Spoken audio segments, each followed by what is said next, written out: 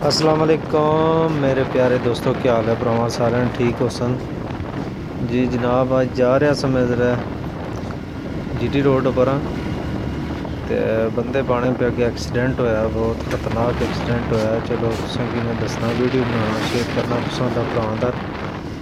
मौसम मियानी चैनल की subscribe like और शेयर लाजमी करे।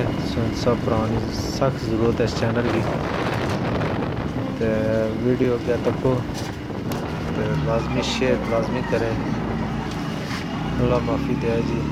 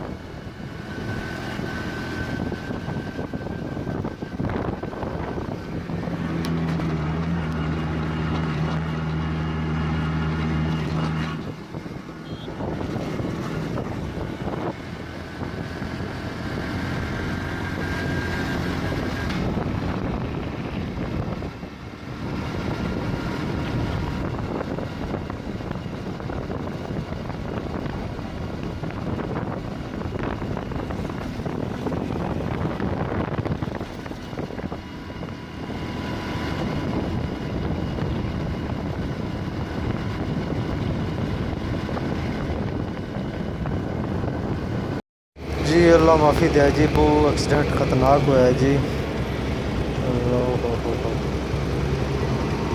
जनाब दसने पे बंदे को सीरियस ने लाई लै रहे सी ट्रक, तो ब्रेक फ्री हो गए थे, जाके दूसरे ट्रक ही पिछू ठोकिया। ये ट्रक है देखे जी दूसरा, वो तो कोई जाके उत्थे जा। अल्लाह माफ़ी दे जी। ट्रक्का ना बूह होना जी। थल्ले बड़ी खाई सी, थल्ले चला जाना तो कख नहीं सी रहना बंदियां ने भी।